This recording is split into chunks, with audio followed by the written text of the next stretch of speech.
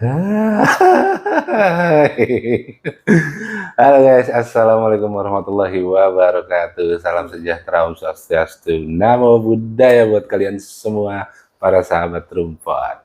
Dan balik lagi bareng gua Wicak Tebo. Kali ini saya sendiri, pria cowok satu-satunya, dengan ada kameramen di belakang kamera. Berdua ada kameramen di belakang. Soalnya kan episode-episode kemarin tuh ciwi-ciwi ya, yang menghiasi layar handphone kalian di channel Rumput. Ada dua, ada Ica sama Puput yang seger-seger gitu. Kali ini gua hadir untuk para ciwi-ciwi yang ada di rumah. Hai. Sekali lagi balik maning nang Rumput. Salah nggak gua kan? Bener kan gua? Bener kan? Itu bahasa Jawanya. Bahasa Inggrisnya kayak welcome back to Rumput. Nah, kalau bahasa Jawa, balik maning rang Rumput. Bahasa Sunda gimana bahasa Sunda? Nggak usah ngasih PR, Son. Nggak usah ngasih PR, Son. Aduh. Saking lamanya ya, gue udah ada beberapa episode gue skip gitu, karena ada beberapa kepentingan, ada beberapa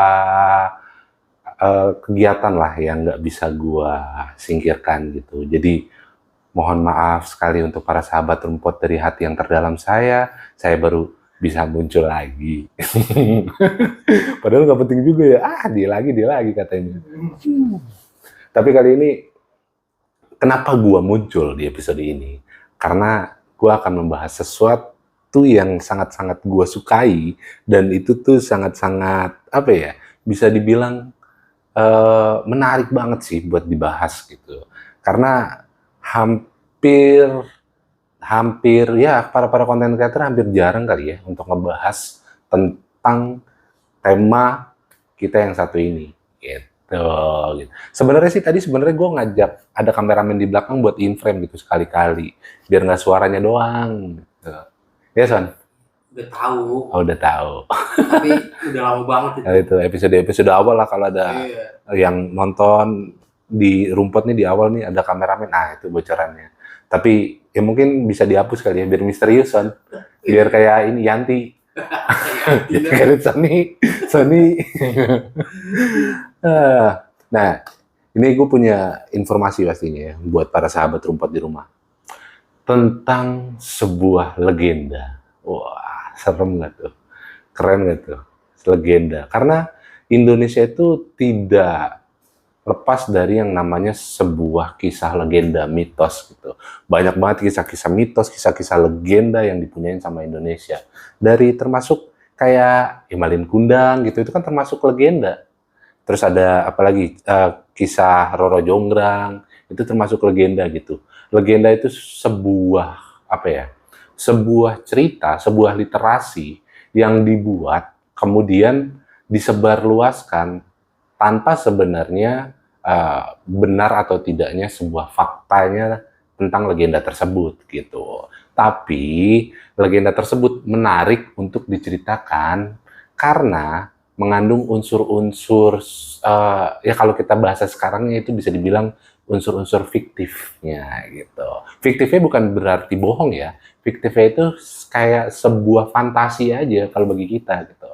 Nah, Indonesia nih, karena Indonesia itu merupakan sebuah negara multikultural yang mana Indonesia itu terdiri atas 300 suku bangsa dengan bahasa, budaya, adat, kebiasaan, kepercayaan, terus keimanan yang berbeda-beda gitu. Jadi semua hal itu berkumpul di Indonesia. Makanya Indonesia disebut multikultural negara multikultural.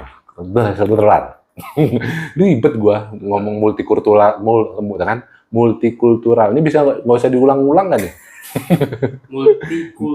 Multikultural gitu. Jadi memang banyak beragam lah Indonesia. Makanya kita tuh lambang negara itu di kata-kata mutiara kita adalah Bhinneka Tunggal Ika. Bhinneka Tunggal Ika. Berbeda-beda tapi tetap satu jua gitu.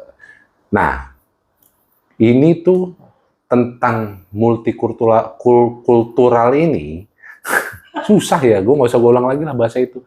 Ini dengan banyak budaya ini, gue lebih gampang membahasnya kayak gitu kali ya. Dengan banyaknya bahasa, budaya, suku itu, pasti itu berkaitan erat dengan namanya sebuah mitologi. Mitologi, buatan Cina tuh, mito. Beda. Oh beda ya, Itu merek. oh, merek. Merek, Merek. Kalau- Kalau merek yang di sana. kalau merek di ini ya, istilah gue mau nyebut, tapi Lanjut, takut lanjut. ya. Nah, karena mitologi itu tuh dari legenda yang tadi gue sebutin itu, mitologi itu erat banget kaitannya dengan kearifan lokal masyarakat di sebuah daerah gitu. Apalagi kita tuh banyak banget dari Sabang sampai Merauke itu ada bahkan ada pedalaman-pedalaman yang mungkin itu belum diekspan gitu sama para penjelajah di mungkin di dunia gitu kan. Nah, tapi nih seiring berjalannya waktu, kini eksistensi sebuah mitologi atau legenda di Indonesia itu mulai tergeser sama yang namanya modernisasi gitu. Nah, kalau menurut Kusuma Dinata namanya dan Beskin dalam sebuah jurnal seni rupa warna atau JSRW tahun 2017 menyebutkan bahwa mitologi itu adalah sebuah bentuk sastra yang mengandung konsepsi dan dongeng suci mengenai kehidupan dewa dan makhluk halus dalam suatu kebudayaan gitu. Nah, itu menurut Kusuma Dinata. Nah, ini menurut sama juga nih belakangnya AA juga. Tadi Kusuma Dinata, ini menurut Wikipedia. Jauh. Jauh ya. Jauh. Kusuma Dinata ke Wikipedia. Ya, sambung-sambungin aja lah. Nah, menurut Wikipedia, makhluk mitologi atau makhluk legenda atau makhluk fantastis atau fantasi itu merupakan makhluk yang keberadaannya itu dituturkan dalam sebuah kisah-kisah mitologi, legenda maupun fabel gitu. Nah, makhluk tersebut juga terkait dengan folklore suatu suku. Jadi dia tuh terkait dengan adat budaya, terus juga apa ya sebutannya ya, keunikan dari suku tersebut atau suku maupun budaya maupun bangsa tersebut gitu. Kayak misalkan di Cina erat kaitannya dengan barongsai ya. Mereka tuh makhluk mitologinya itu ya naga gitu kan. Terus ada lagi mungkin di mana ya? Di mana lagi Son? Ayo sebutin negaranya biar gua ini. Jepang. Wah, Jepang. Kalau Jepang itu identik dengan makhluk mitologinya itu dewa-dewa mungkin ya, kayak Ashura, terus juga ada Tsukuyomi, terus ada ya inilah yang ada di Naruto lah pokoknya. Tapi paling banyak di India kayaknya. Nah, India kalau India mungkin lebih ini kali ya. Lebih dia bukan makhluk mitologi karena mereka tuh mempercayai makhluk mitologi itu sebagai dewanya mereka atau sebagai Tuhan gitu. Nah, itulah jadi makhluk mitologi ini sebenarnya berdempetan dengan yang namanya sebuah keagamaan juga sebenarnya.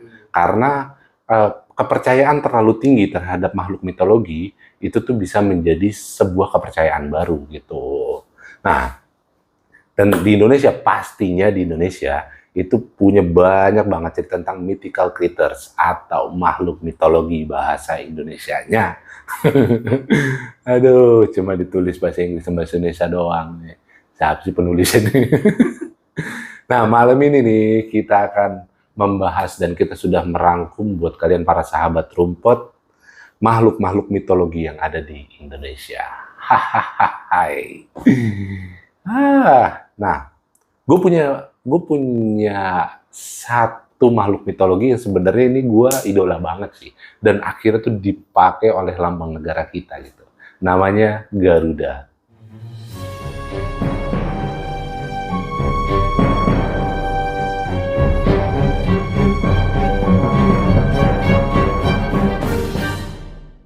Ngomongin soal Garuda, itu kita pasti berbicara tentang kebangsaan kita sendiri gitu. Karena bangsa Indonesia itu, negara Indonesia itu menjadikan Garuda itu sebagai lambang negara. Yang tadi gue udah sebut ada Bhinneka Tunggal Ika yang merupakan tulisan yang dicengkram oleh burung Garuda gitu. Nah, kebanyakan masyarakat Indonesia ini mengenal Garuda itu sebagai seekor burung yang menjadi lambang negara kita. Cuma itu, Pancasila pastinya kan. Nah, tapi ternyata Garuda merupakan salah satu dari sekian banyak makhluk mitologi yang berasal dari Indonesia. Ada macam-macam interpretasi sebenarnya atau pandangan terkait tentang bentuk fisik Garuda gitu. Beda daerah, beda interpretasinya gitu. Nah, banyak orang menggambarkan bahwa Garuda ini itu memiliki bulu emas. Ya, masih mirip-mirip lah dengan lambang negara gitu kan.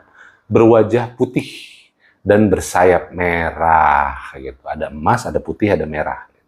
Nah, selain itu Garuda tuh juga memiliki paruh dan sayap tuh seperti elang. Ya memang mirip-mirip sih ya, elang dengan elang Jawa terutama gitu. Dan sementara badannya tuh mirip manusia, konon gitu katanya. Dan badannya ini tuh konon katanya itu besar, sangat besar sampai bisa menutupi matahari. Entah mungkin ya. Mungkin besarnya itu sampai menutupi matahari agak ini sih, agak menurut gua dekat atau jauh sih sebenarnya sih. Karena matahari kan gede ya. Maksud gua ya kalau nggak usah burung Garuda deh gitu, burung merpati aja di depan muka gitu kan juga ketutupan matahari, coy. Aduh, ada aja dah. Nah, kisah mitologi ini, sosok Garuda ini ada sebenarnya ada dalam kepercayaan Hindu-Buddha. Karena kenapa? Dia itu tertuang dalam kitab Mahabharata dan Purana yang pastinya itu berasal dari negara India. Nah, Garuda tuh juga dikenal sebagai raja para burung dan sebuah tunggangannya Dewa Batara Wisnu menurut kitab Mahabharata dan Purana. Nah, berkaitan dengan Mahabharata dan Purana ini sebenarnya kan polemik antara India atau Indonesia karena ada kesamaan dan kemiripan gitu. Nah, sebenarnya sosok Garuda ini itu juga ada saudara kembar kali ya, bisa dibilang di Jepang dan Thailand. Nah, kalau di Jepang nih, mereka tuh menyebut makhluk mitologi ini yang mirip Garuda ini itu dengan nama Karura. Garuda, Karura. Biar Jepang-Jepang gitu kan. Nah, Karura dalam bahasa Jepang itu merupakan seekor makhluk mitologi besar Hindu-Buddha di Jepang gitu, yang konon memiliki nafas panas dan memakan naga ataupun ular gitu. Dia emang pada umumnya lah ya, kayak burung elang gitu, burung elang kan juga makanannya ya ular aja. Nggak ada naga sih ya di kita ya. Nah, oh iya ada naga Lindharma yang begini-begini. Nah kalau di Thailand nih Garuda tuh dilukiskan sebagai Krut atau Krutpa atau Krut, Krut. Ada tuh yang suaranya ada suaranya berarti I am Groot. Groot. Oh iya. Nonton lagi. Sorry bos, sorry salah. Nah Krut itu tuh memiliki arti Garuda sebagai kendaraan Wisnu, memiliki mahkota di atas kepala yang berarti mahkota kerajaan besar Thailand, lambang dari kebesaran raja, serta di bawah mahkota terdapat lambang Chakri, yaitu keluarga kerajaan gitu, keluarga raja gitulah. Ya itulah Garuda. Jadi memang Garuda itu tidak lepas dari sebenarnya dari sejarah, mungkin sejarah Indonesia, dari kebangsaan, dari budaya dan adat istiadat di Indonesia gitu.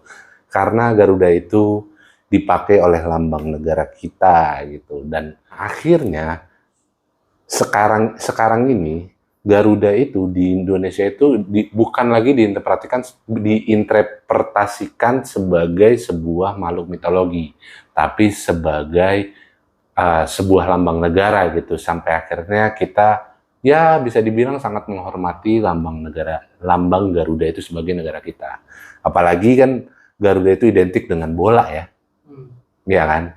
Garuda di dadaku, yoi nyambung. Sama itu sama kacang. Iya, sama kacang garupot.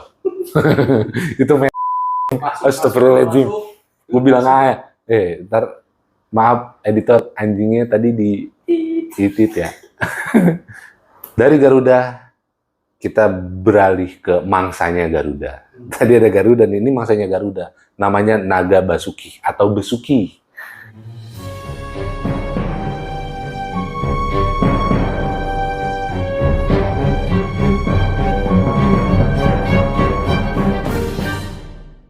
Nah, Naga Besuki ini itu merupakan sebuah makhluk mitologi atau bisa dibilang mitos yang berasal dan dipercaya oleh masyarakat di Bali gitu. Kisah tentang Naga Besuki ini tuh juga muncul dalam legenda terciptanya Selat Bali sebenarnya. Dan konon kabarnya Naga Besuki ini itu bertempat tinggal di bawah kawah Gunung Agung. Jadi di bawahnya tuh, mungkin di dasarnya kawah Gunung Agung, di dalam mungkin ya.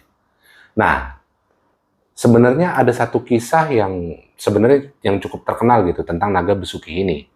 Jadi dulu nih, ini kita mode ini ya, mode pencerita ya, mode dongeng ya. Kasih efek-efek gitu ya, editor ya. Ini mode dongeng. Dahulu kala, di Jawa Timur, hidup seorang Brahmana yang sangat sakti bernama Sidi Mantra. Brahmana memiliki seorang anak laki-laki bernama Manik Angkran. Ternyata, Manik Angkran yang merupakan anaknya itu, gue udah mode dongeng aja masih salah gue. Gak usah mode dongeng lah.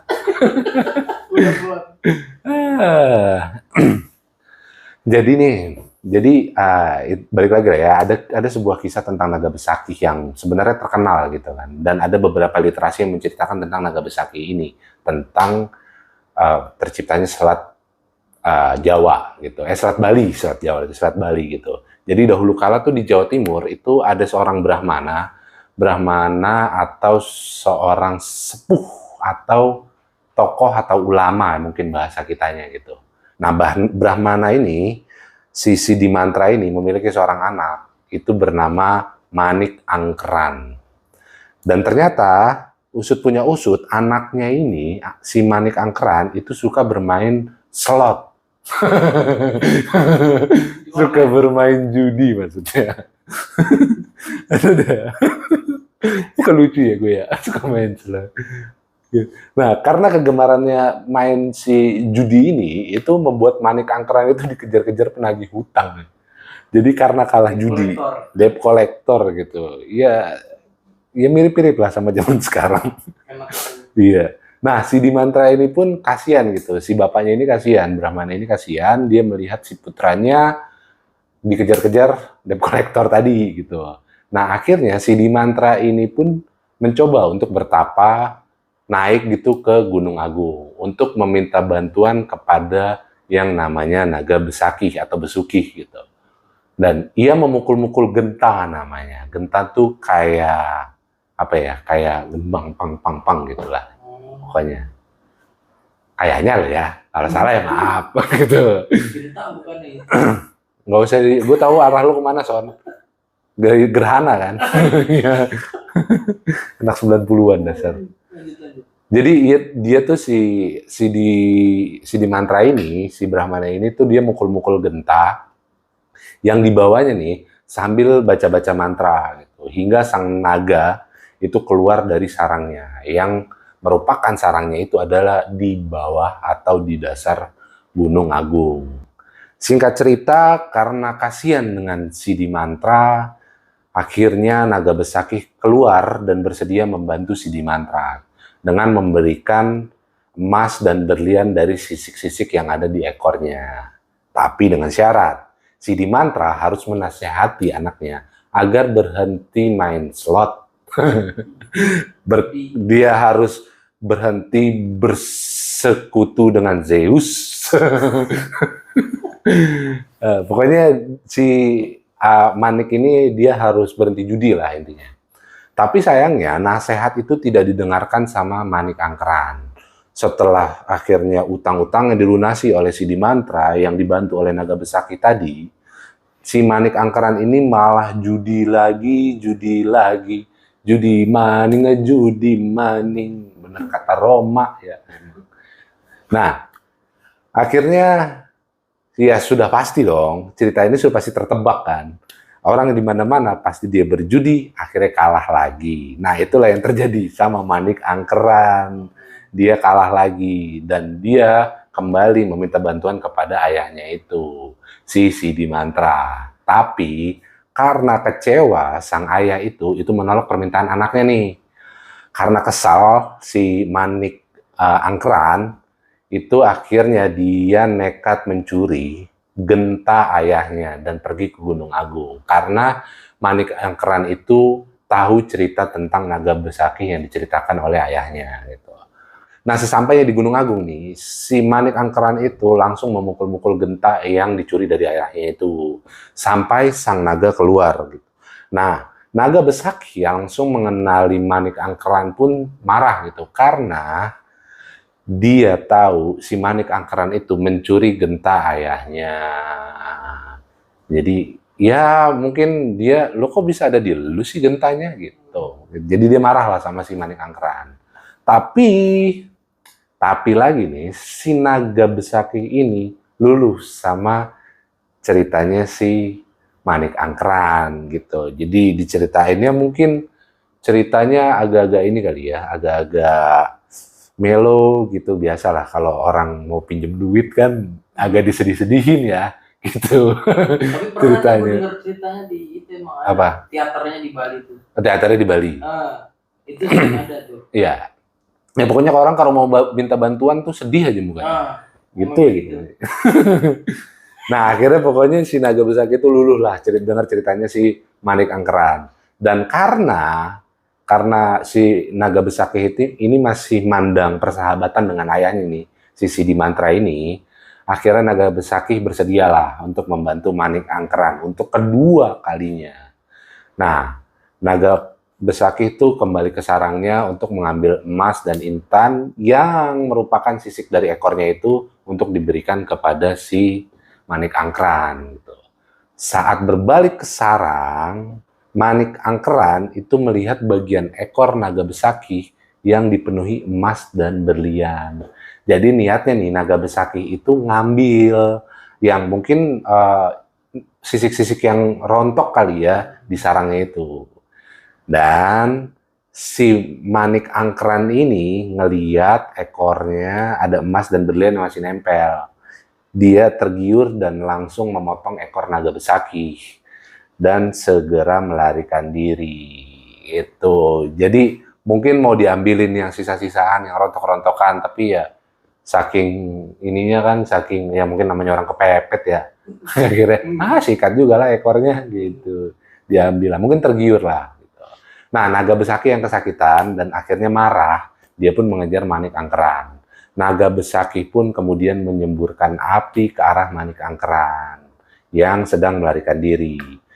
Nah, api itu pun akhirnya membakar Manik Angkeran menjadi abu gitu.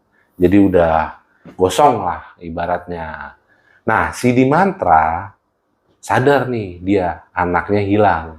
Kemudian dia cari hingga sampai menemukan genta miliknya di depan sarang naga besaki. Nah, ketika sang ayah mengetahui anaknya telah menjadi abu, ia pun memohon kepada naga besaki agar anaknya itu bisa dihidupkan kembali. Nah, singkat cerita naga besaki bersedia menghidupkan kembali, tapi dengan syarat.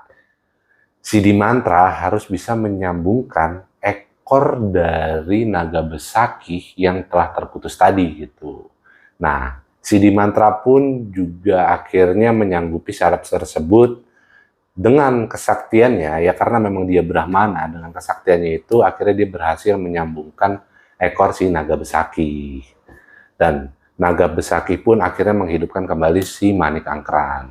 Tuh. Nah, Manik Angkeran pun akhirnya berjanji untuk bertobat dan mengubah dirinya menjadi lebih baik. Tapi, meskipun telah dihidupkan Sidi Mantra ini masih ngerasa agak ketakutan kalau sampai Manik Angkeran itu berbuat hal serupa lagi gitu. Dan akhirnya memutuskan bahwa mereka tidak bisa tinggal bersama. Dan si Sidi Mantra, bapaknya, menyuruh atau mentitahkan Manik Angkeran untuk tetap tinggal dan mengabdi di Gunung Agung. kepada naga Besaki. Dan pada saat perjalanan pulang, si Dimatra pun menancapkan tongkatnya dan membaca mantra yang membuat air naik dan memenuhi daerah tersebut. Hingga akhirnya terbentuklah Selat Bali yang memisahkan antara Pulau Bali dan Pulau Jawa. Wow, wow, wow, wow. Keren ya. Keren. Cerita yang keren ya. Maksudnya, naga Besaki itu ya ini berperan lah dalam pembentukan Selat Jawa gitu, Selat Bali gitu yang memisahkan antara Pulau Bali dan Pulau Jawa gitu.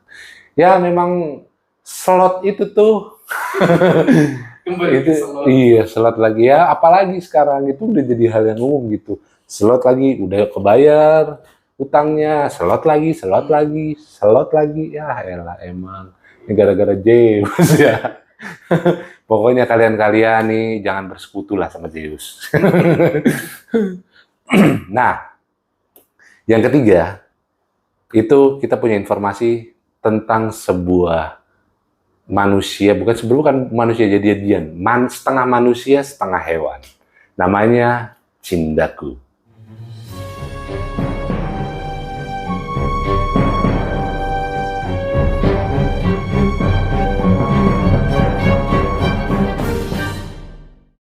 Cinta landa ku rasa.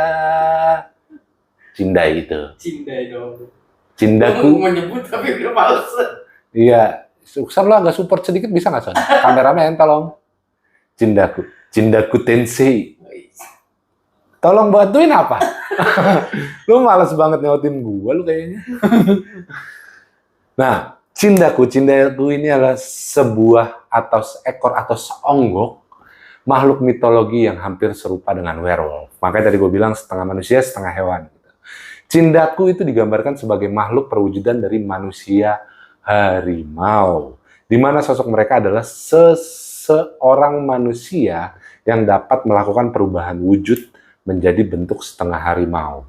Ya memang sosok ini tuh dia bisa berubah menjadi hewan, setengah manusia, setengah hewan. Karena ini bukan makhluk jadi-jadian ya, kayak misalkan ada babi ngepet apa kan. Kalau itu kan babi ngepet itu kan dari manusia berubah menjadi seutuhnya jadi babi gitu. Kalau ini berubah jadi setengah-setengah, ya mirip-mirip werewolf lah. Kalau werewolf kan pemicunya itu adalah bulan. Kalau Cindaku kayaknya sama. Mungkin ya, kita bahas coba. Nah, menurut legenda, kita bahas nih. Menurut legenda, sosok asli dari Cindaku itu adalah seorang manusia yang bernama Tingkas. Nah, Tingkas nih, itu orang-orang yang memiliki ikatan batin yang sangat dekat dengan harimau. Saking dekatnya, Tingkas ini tuh bisa merubah dirinya menjadi sosok siluman harimau. Masyarakat Kerinci itu meyakini bahwa Tingkas adalah nenek moyang mereka. Sudah tahu dong kalau kita bicara Kerinci itu di mana dan bicara harimau itu ada di mana. Yang pastinya ini adalah legenda dari Sumatera. Gitu. Jadi memang lekat karena kan ya kita tahu lah Pulau Sumatera itu identik dengan harimau gitu. Bener nggak, Son? Iya bener. Makanya kan ada namanya harimau Sumatera kan? Iya, kan gajah Sumatera juga ada, Son. Iya sih. Apa ya Kambas? Bener. Salah juga. Kameramen salah dong. Nah, jadi tuh Tingkas ini tuh ternyata dulunya tuh sangat berjasa bagi masyarakat Kerinci sebenarnya. Ia membantu desa itu melestarikan hutan. Jadi, nah, keterhubungan Tingkas dan Cindaku ini itu berasal dari ikatan batin sebenarnya, serta mantra yang ditafsirkan. Nah, Tingkas tuh hanya bisa merubah diri menjadi Cindaku jika meletakkan dada nih di tanah kelahirannya, yaitu Kerinci. Jadi, selain di Kerinci itu nggak bisa. Gitu. Jadi, emang harus di tanah kelahirannya. Nah, melihat hal ini tuh masyarakat Kerinci mengeluarkan pendapat bahwa kekuatan Cindaku bukan dari sebuah kekuatan magis, melainkan kekuatan tersebut berasal dari mantra adat turun-temurun dari desa tersebut. Gitu. Jadi memang sebuah sebuah turunan kali ya. Kalau kita bicaranya bahasa Sunda, kalau bahasa Sunda tuh ada namanya ngancik. Ngancik itu nyurup gitu. Nyurup tapi dia itu nggak bisa sembarangan nyurup. Nyurup itu biasa dari keturunannya, entah daerahnya, suku, budaya, dan gitu. Nggak bisa tuh nyurupin orang Sunda, tapi yang nyurupin orang Jawa. Nggak bisa tuh, kayak gitu. Nah, ini mungkin serupa sama itu. Nah, Tingkas ini yang merupakan nenek moyang Kerinci itu membuat kesepakatan akhirnya bersama dengan para harimau agar saling menjaga satu sama lain, termasuk menjaga hutan juga gitu. Nah, kesepakatan itu mengatur manusia tidak boleh mengganggu kehidupan harimau. Begitupun sebaliknya. Jadi jika terjadi pelanggaran, maka Cindaku ini akan turun tangan dan tanpa segan akan langsung menyerang orang yang bersalah. Bukan yang tidak bersalah, yang bersalah. Nah, hal yang sama berlaku juga nih bagi harimau. Jika harimau mengganggu dan membuat onar di kawasan manusia, di perkampungan, di desa, ataupun di lingkungan, gitu, maka ada sanksi tersendiri bagi si Raja Hutan. Nah, ternyata usut punya usut, cerita Cindaku itu terus berkembang dari mulut ke mulut hingga sampai ke negeri jiran, Malaysia. Sebagian masyarakat Malaysia percaya orang Kerinci bisa berubah menjadi harimau jika sedang marah atau terancam. Jadi gitu. Jadi kalau misalkan itu definisi manusia harimau yang sebenarnya kan ya, si Cindaku ini ya, di Sumatera. Kalau tiba-tiba ada orang kesurupan tuh, nah itu tuh bohongan tuh, karena raganya tidak berubah. Kalau Cindaku ini tuh sampai raga-raganya tuh itu berubah gitu. Tapi gue mau nanya, tapi itu dia kan tadi Malaysia mempercayai ya, akhirnya Malaysia mempercayai dong. Nah, itu ada hubungannya nggak tuh sama kan kalau lihat baju timnasnya tuh kan, loreng kan, maksudnya kayak macan kan, kayak harimau gitu. Bisa jadi. Jadi mungkin masyarakat Malaysia itu ada keterkaitannya dengan Cindaku ini, karena kan dekat kali ya, Malaysia sama Sumatera gitu, hampir nempel lah ya. Terus mitologinya ini, kisahnya ini, mitosnya ini tuh menyebar di Malaysia. Dari tadi ke Cindaku, kita ke Lembuswana.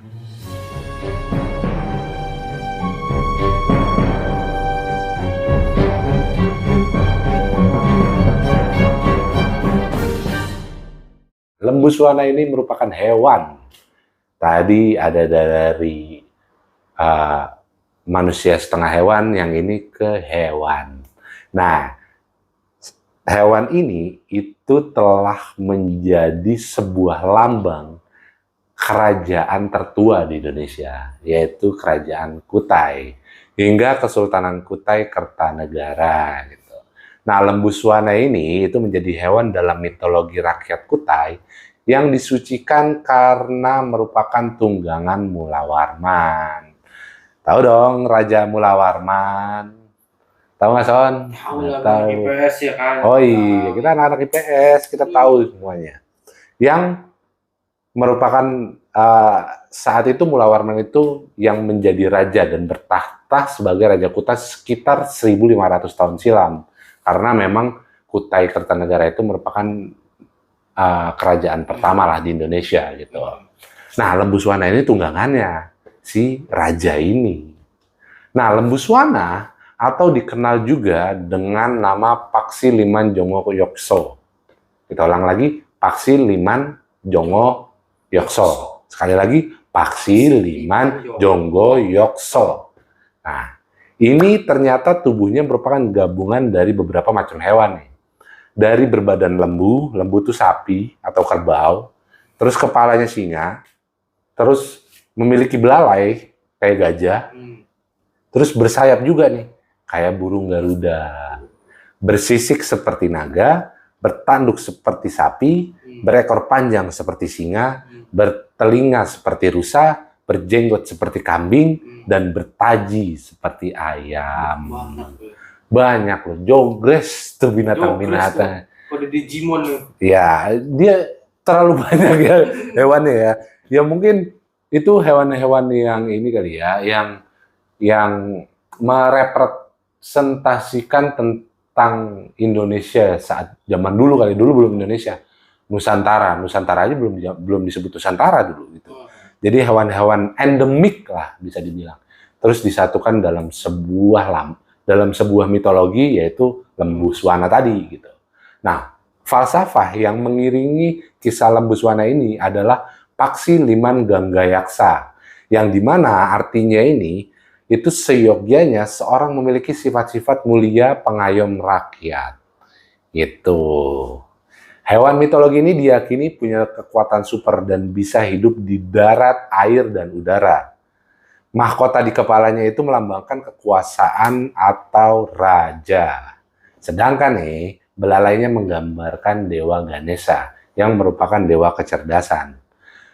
Kemunculan lembu swana konon menjadi penguasa Sungai Mahakam sering dihubungkan dengan lahirnya Putri Karang, Melenu.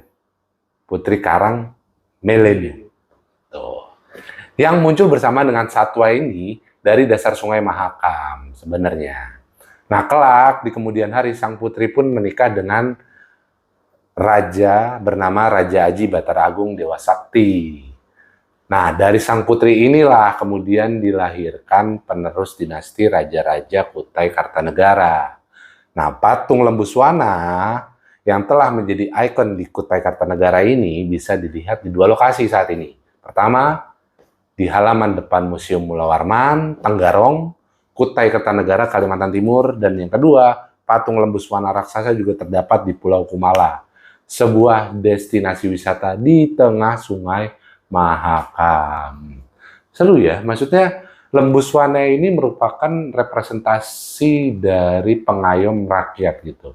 Dan hewan-hewannya ini pun juga sebenarnya merepresentasikan itu gitu. Nah, jadi karena lembu swana ini tuh dia ada, kita sebutin satu-satu ya, mungkin kita rinci satu-satu. Yang pertama, berbadan lembu, sapi, ya atau kerbau gitu. Yang mungkin ini persepsi sendiri ya, mungkin penceritaan gue sendiri, imajinasi gue sendiri gitu. Mungkin lebih ke pengorbanan gitu, kurban kan, kurban, lebih ke pengorbanan. Kepala singa mungkin sebagai raja hutan gitu kan, sosok yang sangat ditakuti, disegani dan sangat berwibawa gitu. Memiliki belalai seperti gajah gitu, dan gajah ini identik dengan kecerdasan, dan Dewa Ganesha itu merupakan dewa kecerdasan sendiri gitu. Dan gajah itu bisa identik dengan sebuah persahabatan atau ikatan kekeluargaan. Dan bersayap seperti burung Garuda, yang dimana burung Garuda itu akhirnya dipakai sebagai lambang negara kita saat ini gitu. Dan burung Garuda itu memiliki memiliki wibawa sih tepatnya, lebih memiliki karismatik, sebutannya karismatik ya. Karena Garuda itu bagi masyarakat Indonesia itu memiliki karismatik sendiri si sosok Garuda ini gitu. Bersisik seperti naga, ya bisa kita bilang naga atau kadal atau gitu. Yang pasti adalah sisiknya itu untuk membentengi diri sebenarnya mungkin ya. Karena meskipun setinggi-tinggi apapun sebuah jabatan atau serendah-rendah apapun sebuah jabatan, itu tetap ada yang namanya pelindung. Nah, bertanduk seperti sapi. Ya maksudnya kenapa nggak direpresentasikan, nggak digambarkan dengan tanduk kerbau yang lebih panjang atau tanduk rusa gitu. Kenapa ini lebih ke tanduk sapi? Mungkin tanduk sapi itu sebagai apa ya, kalau bagi gue sih, tanduk sapi itu sebagai hiasan, tapi untuk bisa untuk segala hal yang apa ya sebutannya, Son? Ada ide nggak, Son, tentang tanduk sapi? Nggak ada bentuk kan lu tanduk sapi? Tapi benar, tanduk sapi itu bukan dipakai untuk bertarung gitu. Beda kalau sapi Madura ya. Beda sapi Madura, tapi pada umumnya tanduk di sapi itu bukan digunakan untuk bertarung gitu. Jadi sebuah kekuasaan yang tidak untuk menjatuhkan orang lain intinya. Ini bahasa gue sendiri ya gitu. Berekor panjang seperti singa, ya mungkin masih ada representasi singa tadi di depan sama di belakang gitu. Jadi ya tetap disegani di depan maupun disegani di belakang. Bertelinga seperti rusa, yang mana yang kita tahu rusa itu pendengarannya sangat tajam gitu. Dia mendengarkan semua aspirasi-aspirasi gitu. Aspirasi rakyat gitu kan. Berjenggot seperti kambing. Mungkin sosok, kita tahu ya, di Indonesia itu sosok yang berjenggot itu sosok yang bisa dibilang punya karismatik, punya sisi kebijaksanaan tersendiri gitu. Wibawa baik dari agama Islam maupun dari kepercayaan manapun gitu. Kayak misalkan kalau kita bicaranya zaman dulu mungkin ada namanya empu. Empu itu pun juga digambarkan dengan jenggot-jenggot itu gitu kan. Dan bertaji seperti ayam. Tahu taji? Jengger. Beda. Taji itu kalau tidak salah itu adalah ini apa? Yang belakang kaki apa namanya?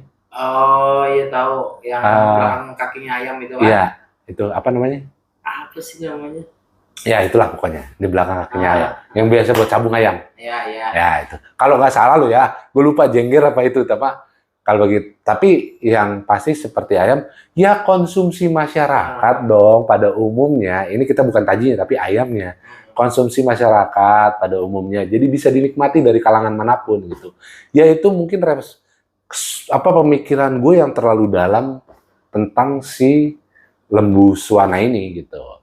Cuma kayaknya bagus ya Sen. Mantap ya filosofi gue ya. Ya itulah pokoknya itu merepresentasikan itu. Nah itulah buat para sahabat rumput. Tadi ada Garuda, ada lembu suwana, ada Candika, terus ada apalagi satu lagi tadi? Naga Besuki, ada Naga Besuki. Nah itulah sosok-sosok mitologi, makhluk mitologi yang sebenarnya tuh bisa jadi referensi sih sebenarnya.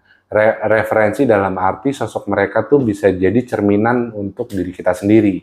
Kayak gitu. Tadi ada Naga Besuki yang benci sama judi. Ya mungkin gue merepresentasikan Naga Besuki ini. Yang gue ngeliat adik gue main slot aja terus kerjaannya. Pertama, oke gue bantuin. Kedua, oke gue bantuin. Ketiga kali gue bakar sampai jadi abu. Lihat aja. Ya pokoknya itulah makhluk-makhluk mitologi yang bisa kita berikan, bisa kita share ke para sahabat rumput. Mungkin ada sahabat-sahabat rumput yang dari luar daerah mungkin bisa share kali ya.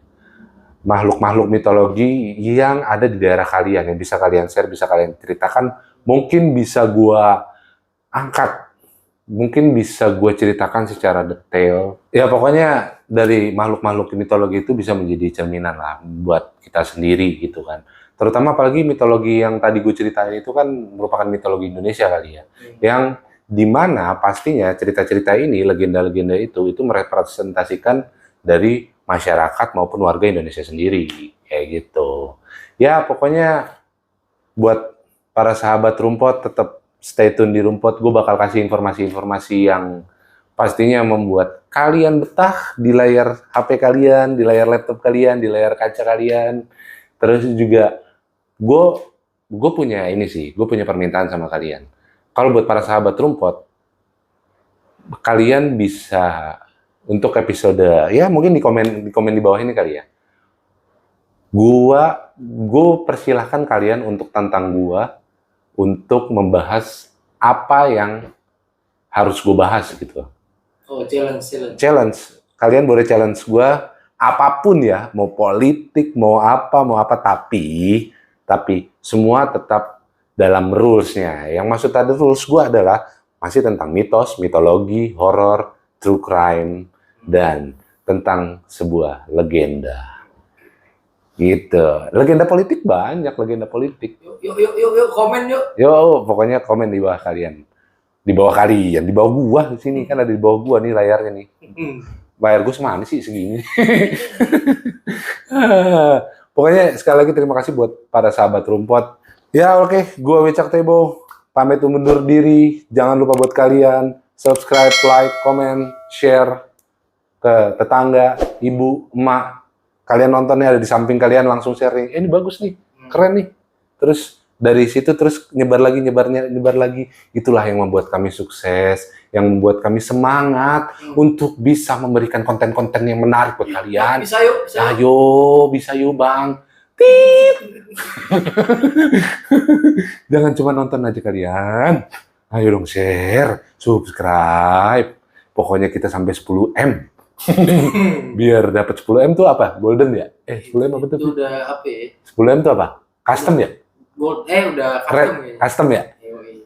Kita mau nanti di belakang kita custom gambar ondel-ondel. Gue Wicak Tebo pamit undur diri. Terima kasih semua. Assalamualaikum warahmatullahi wabarakatuh.